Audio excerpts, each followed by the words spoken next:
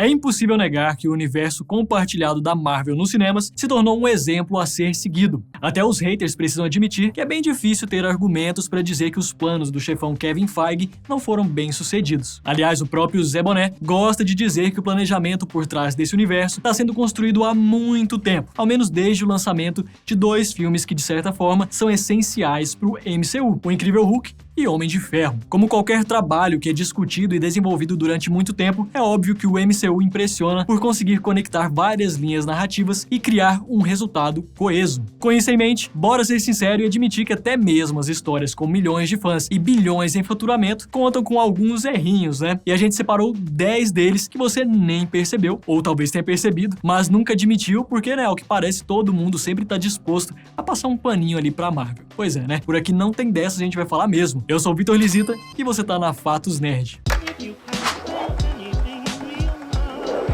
Número 1.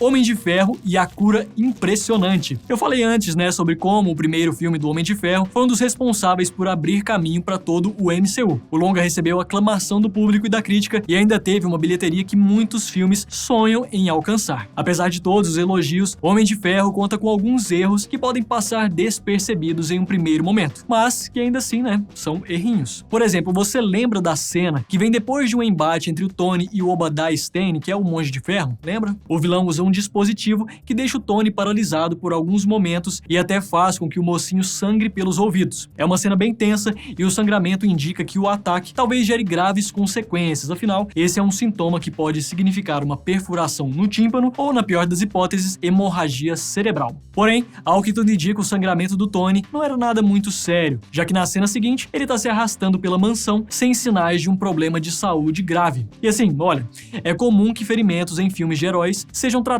de forma rápida e até mesmo fácil, mas não deixa de ser impressionante que o cara tenha conseguido lidar sozinho com um possível tímpano perfurado ou uma hemorragia cerebral com tanta rapidez. Número 2. Homem-Formiga e a ciência incoerente. Misturar ficção e ciência é algo super complicado e justamente por isso, obras de ficção científica que fazem isso direito são aclamadas pelo público e pela crítica. No MCU, os filmes do Homem-Formiga são os que mais se aproximam desse estilo. Afinal, o poder do Scott Lang tem origem nas partículas PIM, que são o resultado de uma pesquisa que durou anos. Quem diria que o calcanhar de Aquiles dos filmes do herói seria justamente essa ligação com a ciência? Nem mesmo o imenso carisma do Paul Rudd é suficiente para desviar nossa atenção do fato de que a explicação por trás dos poderes do seu personagem não faz muito sentido.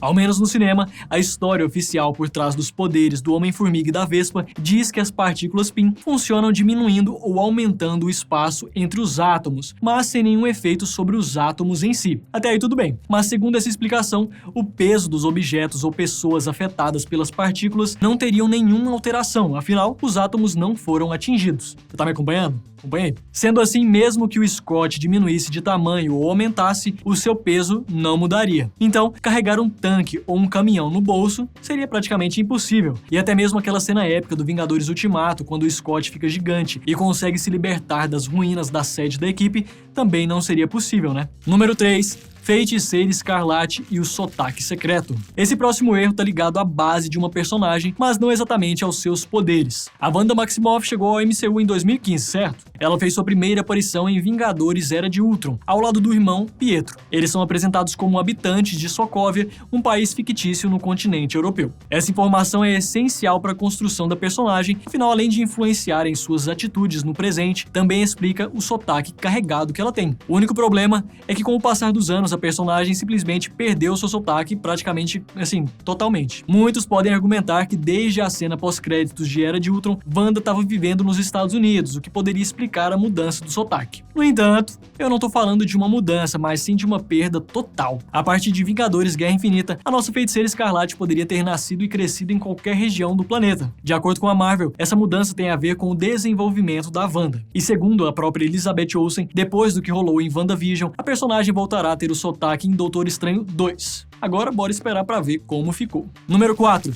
Homem-Aranha e a Linha do Tempo. Nem mesmo o amigão da vizinhança escapou de ter alguns erros em seu primeiro filme solo no MCU. No início de Homem-Aranha de Volta ao Lar, a gente vê uma sequência que explica as origens do Abutre. A gente descobre que o Adrian Toomes era o dono de uma companhia de limpeza responsável por tirar do meio de Nova York os destroços deixados pelo exército Chitauri na época do primeiro filme dos Vingadores. O grande problema surgiu devido à informação que aparece depois dessa cena. No corte de passagem do tempo, aparece que o filme se passava 8 anos depois da invasão a Nova York. Isso por si só bagunçaria bastante a linha do tempo do MCU. Dessa vez não teve escapatória e a própria Marvel, através dos irmãos Russo, admitiu que aquela informação estava errada e que na verdade De Volta ao Lar se passava 4 anos depois da invasão de Nova York. Número 5.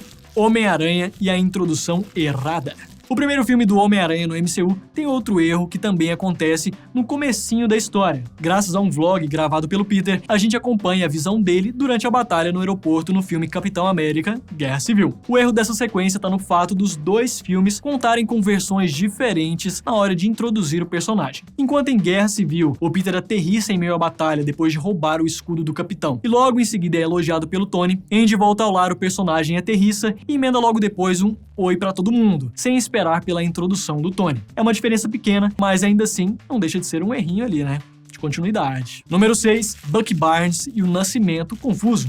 Agora chegamos a um grande mistério do MCU que eu espero que você me ajude a resolvê-lo. Afinal, em que ano nasceu o Bucky Barnes? Pode até parecer que é uma informação simples, mas dentro do MCU, o Soldado Invernal já teve ao menos 3 datas de nascimento diferentes. Só em Capitão América, o Soldado Invernal, são 2 datas de nascimento. Segundo o filme, o Bucky pode ter nascido tanto em 1916 quanto em 1917. Já em Vingadores, segundo um relatório lido pelo Steve Rogers, o personagem nasceu na verdade em 1922. Mas e aí, você sabe qual que é a resposta certa? Número 7. Peter Quill e as Fitas do Futuro. Outro problema com datas surge no primeiro filme dos Guardiões da Galáxia. Durante o longa, a gente descobre que a fita cassete que serviu de trilha sonora para a jornada do Peter Quill foi produzida por sua mãe com suas músicas favoritas. Apesar do valor emocional desse presente, existe o fato de que a mãe do Senhor das Estrelas faleceu em 1988 e as fitas cassetes gravadas por ela, ou ao menos a versão utilizada no filme, foi lançada apenas em 1993. E aí, como é que você explica isso? Número 8. Stan Lee e o erro cronológico. Guardiões da Galáxia Volume 2 também tem um pequeno errinho para chamar de seu, e por esse erro, o James Gunn assumiu toda a culpa. Em uma das cenas pós-créditos clássicas do MCU, o mestre Stan Lee aparece sentado em um corpo celeste, conversando com vigias e explicando a história por trás das suas aparições em outros filmes. A questão é que uma frase específica atrapalhou toda a cena. Durante a interação com os vigias, o Stan Lee fala sobre como uma vez se disfarçou de trabalhador da FedEx, uma empresa de entregas dos Estados Unidos. Essa participação em específico aconteceu em Capitão América: Guerra Civil. Apesar da ordem cronológica de lançamento dos filmes estar correta, já que Guerra Civil saiu em 2016 e Guardiões 2 em 2017, o mesmo não rolou com a ordem cronológica das histórias. De acordo com o próprio James Gunn, Guardiões da Galáxia 2 se passa em 2014, especificamente 2 meses depois do primeiro filme. Ou seja, seria impossível o personagem do Stan Lee se referir àquele disfarce, sendo que ainda nem tinha rolado. Número 9.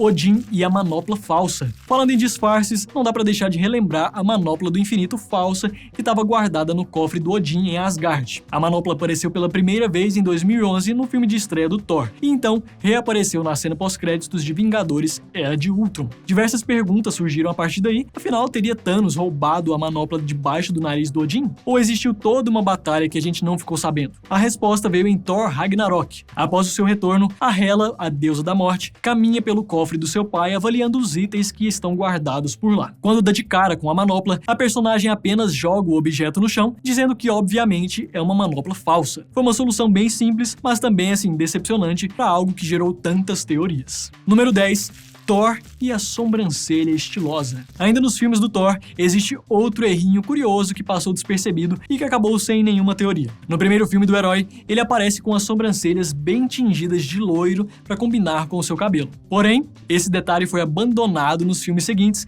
em que o personagem aparece. Diz aí, você tinha reparado nisso aí? Agora aproveita e também me conta qual desses erros do MCU mais te chamou a atenção. Você já teorizou sobre algum deles? E não esquece de deixar o seu like e de se inscrever no canal para ajudar a gente. E claro, não vai embora sem ativar o sininho, viu? Um beijo pra você, tchau!